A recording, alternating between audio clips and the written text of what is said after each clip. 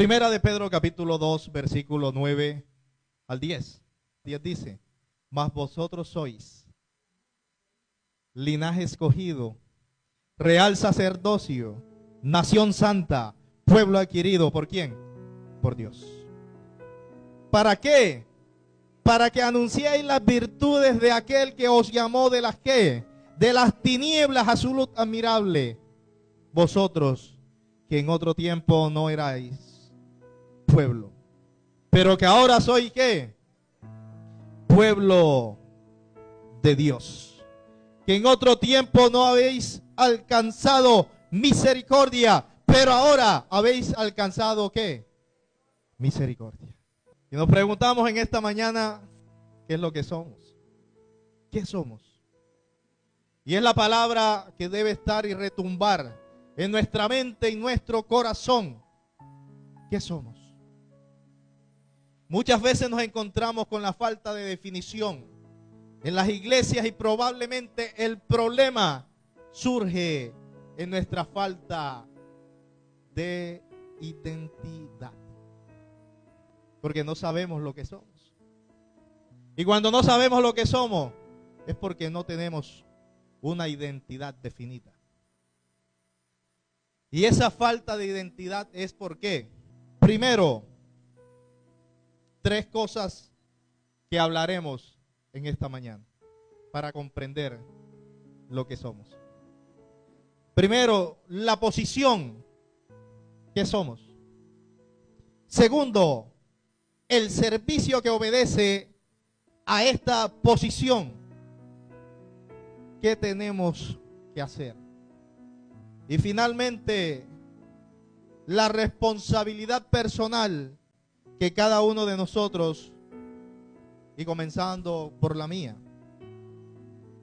¿qué es lo que vamos o lo que voy a hacer? Amén.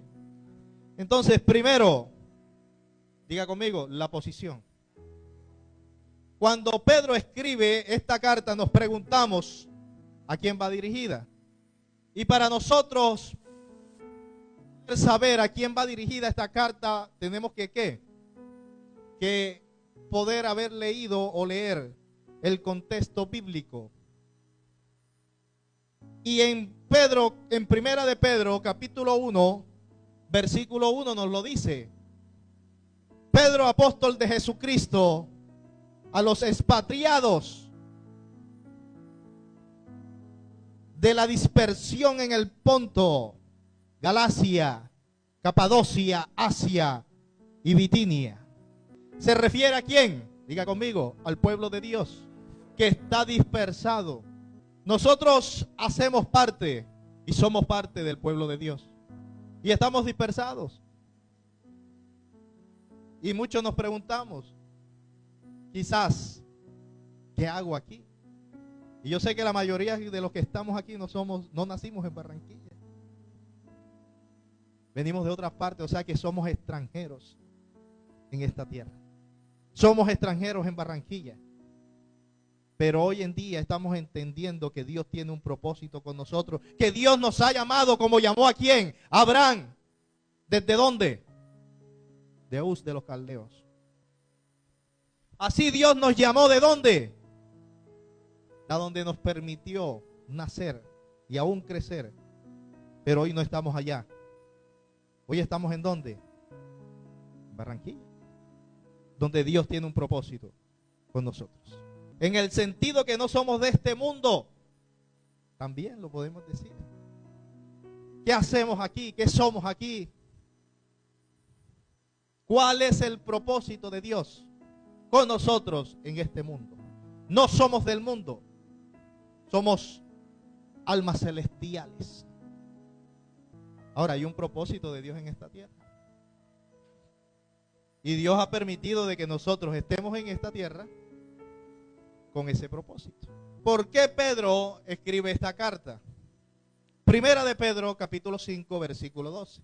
Por conducto de Silvano, a quien tengo por hermano fiel, os he escrito brevemente, amonestados y testificando que está en la verdadera gracia de Dios, en la cual estáis. Escribe que nos ha escrito sobre qué. Diga conmigo, sobre la gracia de Dios. Pedro habla de lo que la gracia de Dios produce en quién, en nosotros. Y las consecuencias de la gracia, ¿en quién? En nosotros. Algo que podemos notar en esta carta, y es el concepto, la iglesia que está dispersada a lo largo y ancho de la carta. El versículo se refiere o nos dice o nos habla, vosotros. Cuando comenzamos o leemos el versículo 8, nos habla de lo que es el mundo, a donde estamos. ¿Que quién gobierna en este mundo? El príncipe de las tinieblas. Por eso es que hay tanta destrucción, por eso es que hay tanta muerte, por eso es que usted ve todo lo que sucede. ¿Por qué? Porque reina el príncipe de las tinieblas, pero que le queda poco tiempo. ¿Para qué? Para su juicio. Por eso se dice que anda como león rugiente buscando a quien devorar. Y dice que Cristo es la piedra de tropiezo y la roca que hace caer. Porque tropiezan en la palabra siendo ¿qué? Desobedientes a lo que fueron también destinados. Primera de Pedro, capítulo 2, versículo 4 al 7. Acercaos a él, piedra viva, desechada ciertamente por ¿quién? Por los hombres, mas para Dios escogida y preciosa. Vosotros también como piedras vivas, ser edificados como casa espiritual y sacerdocio santo. Escuche esto, madre. ¿Como qué? Como piedra. Yo quiero que grabe esto y preste atención a esto. Como piedras vivas, ser edificados como casa espiritual y ¿qué? Sacerdocio santo. Para ofrecer sacrificios espirituales aceptables a Dios por medio de ¿quién? De Jesucristo. Por lo cual también contiene la escritura: he aquí pongo en Sión la principal piedra del ángulo, escogida, preciosa, y el que creyera en él no será avergonzado. Para vosotros pues lo que creéis en él, en el precioso, pero para los que no creen, la piedra que los edifica, desecharon, han venido a ser ¿qué? La cabeza del ángulo. Jesucristo es la piedra angular, la autoridad de la iglesia, la cabeza de la iglesia. Y nosotros somos el cuerpo de él, Cristo. Cada uno cumple una función en el cuerpo de Cristo. Así como cuando te sucede un accidente, se activan todos los miembros de tu cuerpo para poder ir quizás al médico. Que se activan las piernas para caminar, las manos para tapar, el pensamiento, el corazón, todo se activa porque necesitamos de nuestro cuerpo. Se necesita que el cuerpo esté ¿qué? En la unidad. Y vemos un grupo de desobedientes, y este grupo de desobedientes es lo que la Biblia llamó o llama mundo. Aquí nos está hablando de unos desobedientes que Cristo será piedra de tropiezo para ellos. Están en oposición a Dios, y no pensemos que algunos de ellos están ajenos a la iglesia. Cuando hablamos de los desobedientes, vamos más al mundo. Pero aquí nos está hablando también que dentro de la iglesia. Miremos lo que dice Mateo capítulo 7, versículo 22 al 23. Muchos me dirán en aquel día, ¿cómo? Señor, Señor, ¿no profetizamos en tu nombre? Y en tu nombre echamos fuera, ¿qué? Demonios. Y en tu nombre hicimos muchos, ¿qué? Milagros. Y entonces, ¿de qué? Les declararé: nunca os los conocí. Apartados de mí, ¿qué? Hacedores de maldad. Aquí vemos que los falsos profetas, los falsos apóstoles, los falsos maestros. Aquí vemos una oposición y también en una persona que ha tergiversado, ha hecho a su manera la predicación del evangelio. por un desconocimiento bíblico de su palabra.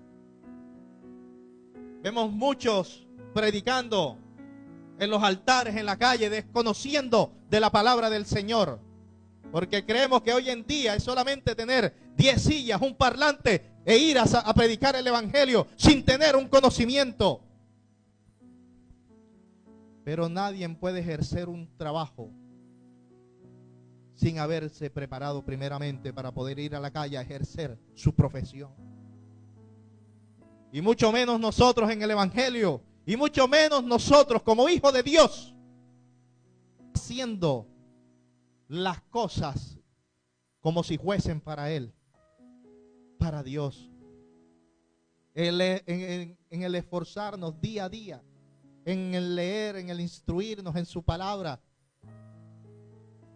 sino que dejamos que la pereza y salimos a la calle con unos pocos versículos bíblicos a querer enseñar lo que hemos escuchado, mas no lo que nos dice la palabra o que nos enseña o lo que nos instruye realmente su palabra.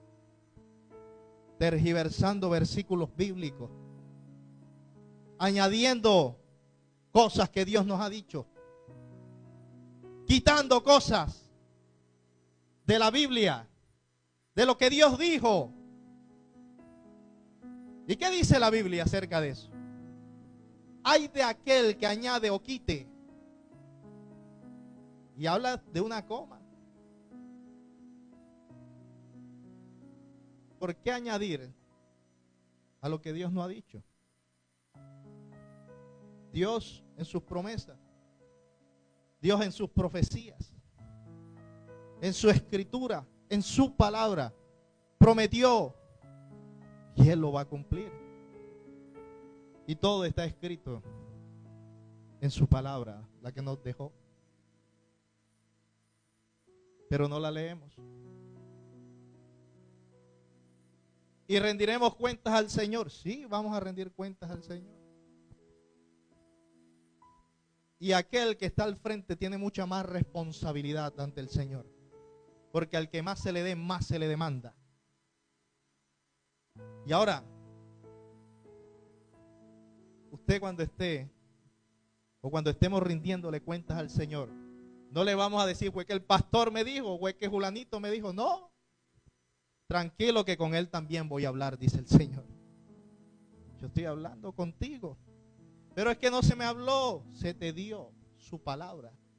No la leíste, no la escudriñaste. Y el desconocimiento de la norma no te exonera de responsabilidades, según la ley, según el Código Civil.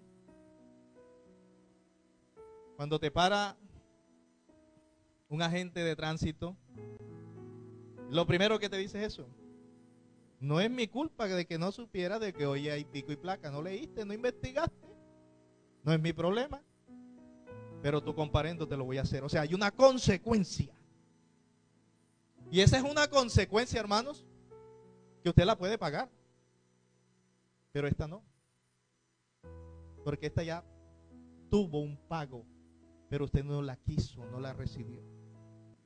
No hay excusas. No hay excusas. Y nunca vamos a dejar de ser, ¿qué? Discípulos.